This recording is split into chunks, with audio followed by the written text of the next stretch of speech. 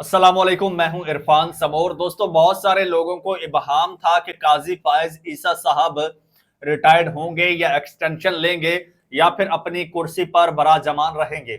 इस हवाले से पहले मैंने आपको खबर दी थी कि उनकी जनाब अलविदाई तकरीब की तैयारियां शुरू हो रही हैं।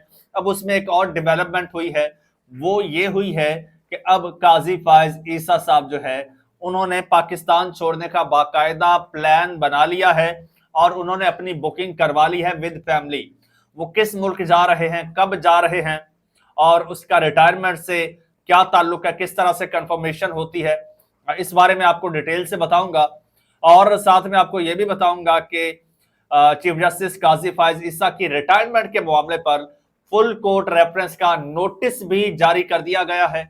यानी कि अब तो मोहरे तस्दीक लग चुकी है कि काजी फायज ईसा साहब इज गोना गो, यानी कि वो जाने लगे हैं। और जस्टिस मंसूर अली शाह साहब को हम वेलकम करते हैं और इस हवाले से डिटेल से बात करते हैं। साथ में एक और बड़ा अफसोसनाक इशू है और बड़ा सेंसिटिव इशू है आगा शेख सरवर के हवाले से।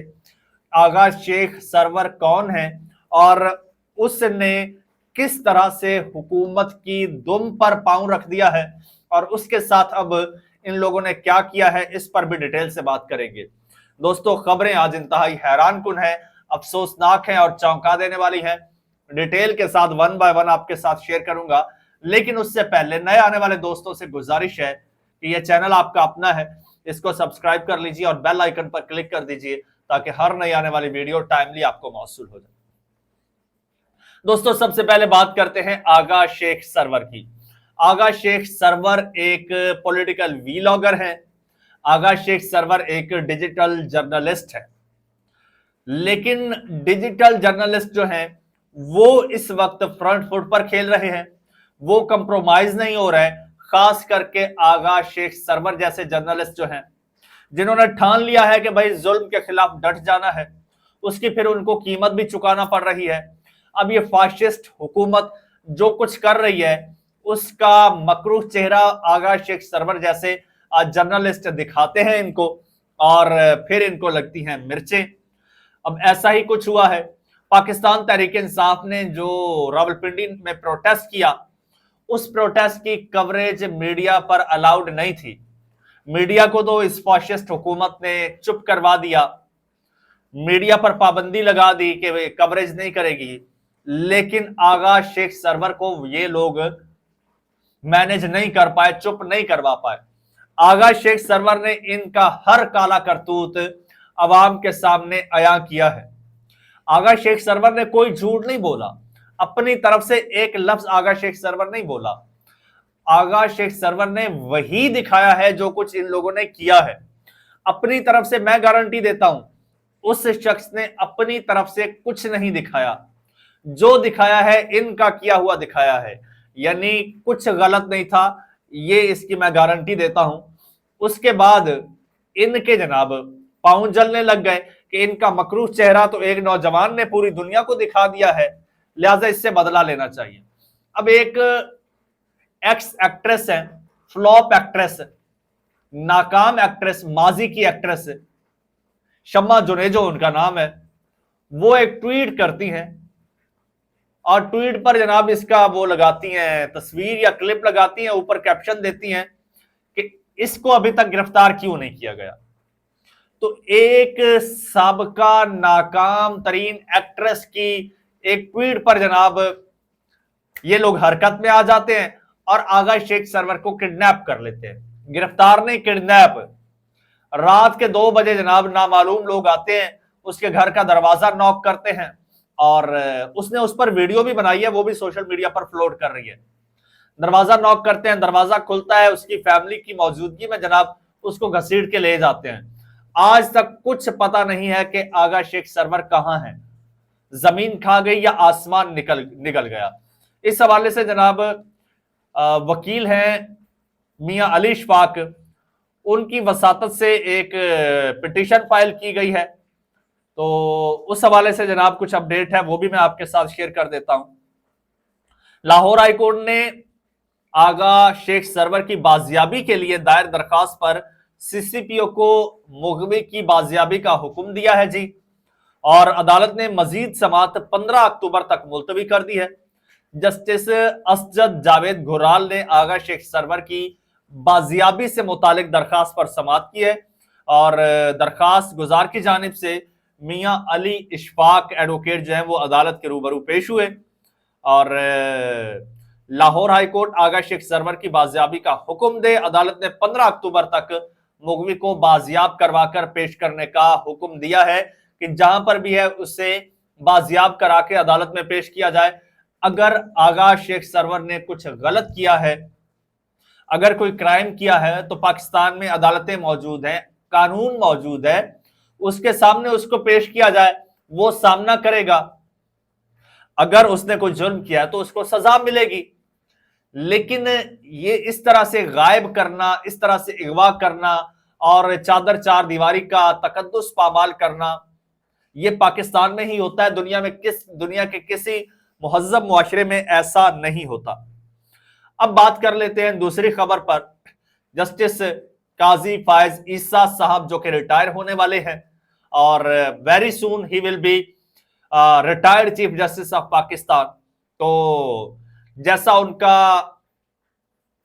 एक ये टेन्योर गुजरा है, इंतहाई कंट्रोवर्शियल, चाहे वो मजहबी जमातों को लेकर हो, मजहबी तबके को लेकर हो, चाहे वो पॉलिटिकल तबके को लेकर हो, हर तरह से काजी फायज ईसा साहब का ये टेन्योर कंट्रोवर्शियल गुजरा है। स्पेशली ये मुबारक सानी वाला केस जो है, ये तो गले पड़ गया था और ये पहली बार शायद ऐसा हुआ है कि सुप्रीम कोर्ट को अपना कोई फैसला वापस लेना पड़ा है, इतना कंट्रोवर्शियल ये था। और उसके बाद जनाब पाकिस्तान तहरीक इंसाफ के साथ जो रवैया इख्तियार किया चीफ जस्टिस काजी फायज ईसा साहब ने, जिस तरह से उनके साथ मोहब्बतें बांटी हैं, उनका अपना गुस्सा है और फिर उसके साथ साथ अपने कोलीग जजेस के साथ उनका जो जिस तरह का बर्ताव था वो उनको भी गुस्सा है। तो बहरहाल ये सारी चीजें हैं जो काजी फायज ईसा साहब छोड़ के जा रहे हैं और ये सब चीजें छोड़कर काजी फायज ईसा साहब इतना कुछ करने के बाद उनको भी ये इदराक हो गया है कि पाकिस्तान में मैं नहीं रह सकता। तो इस हवाले से जुनेद सलीम सीनियर जर्नलिस्ट हैं और वो प्रोग्राम भी करते हैं GNN चैनल पर और साथ साथ उनका अपना यूट्यूब चैनल भी है, डिजिटल सेटअप है और वो वीलॉग्स भी करते हैं। उसमें उन्होंने ये इंकशाफ किया है कि काजी फायज ईसा साहब ने 29 अक्टूबर की डेट को, यानी कि 25 अक्टूबर को वो रिटायर्ड हो रहे हैं, 29 अक्टूबर की डेट की टिकट्स बुक करवा ली हैं with family and he is going to London. वो लंदन जा रहे हैं, लंदन की टिकट्स बुक हो चुकी हैं। इससे यह साबित होता है कि भाई अब पानी सर से गुजर चुका है, अब कहानी खत्म हो चुकी है। अब काजी फायज ईसा साहब घर जा रहे हैं, अब बल्कि घर से आगे लंदन जा रहे हैं, वहीं पर जा रहे हैं जहां पर नवाज शरीफ साहब रहते हैं। और यकीनन काजी फायज ईसा साहब को वो सब कुछ भुगतना पड़ेगा, शायद जो पाकिस्तान में उनको भुगतना पड़ना था शायद लंदन में उससे ज्यादा भुगतना पड़े। क्योंकि पाकिस्तान में तो आपने देखा इस्लामाबाद में एक बेकरी में नाखुशगवार वाकया पेश आया काजी साहब के साथ जब वो चीफ जस्टिस थे, और जब रिटायर्ड हो जाएंगे तो फिर तो मेरे ख्याल में जो माहौल है और जो वो लेगेसी छोड़ के जा रहे हैं उनका पब्लिक में निकलना मुहाल हो जाएगा। तो इस हवाले से जनाब अब काजी फायज ईसा साहब ने जिस मुल्क का इंतखाब किया है उस मुल्क के एक्टिविस्ट जो हैं, उस मुल्क में जो पाकिस्तानी वहां पर ओवरसीज हैं, उन्होंने नवाज शरीफ साहब का जीना हराम किया हुआ था। तो काजी फायज ईसा साहब भी वहीं जा रहे हैं, तो वहां पर भी मेरे ख्याल में उनके लिए चैन नहीं होगा। दूसरी जानिब जनाब एक और खबर भी है और वो खबर भी काजी फायज ईसा साहब के हवाले से ही है और वो भी आपके साथ लगे हाथों शेयर किए देते हैं। और वो है जी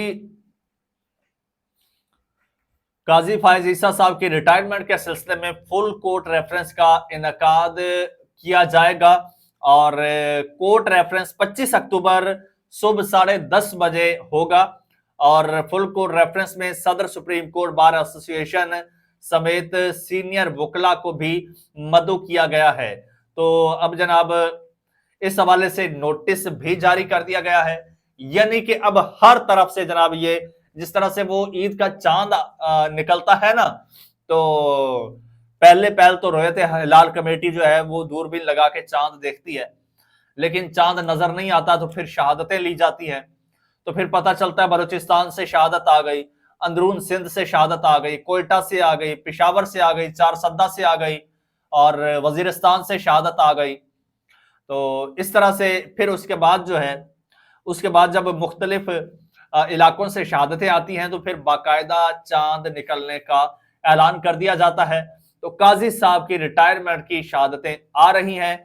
बेशक ये लोग ऐलान करें या ना करें, मंसूर अली शाह साहब को नामजद करें या ना करें, नोटिफिकेशन जारी करें या ना करें, बहरहाल 25 अक्टूबर काजी फायज ईसा साहब के करियर का आखिरी दिन है। ये शहादतें एक नहीं, बहुत सारी शहादतें मौसूल हो चुकी हैं।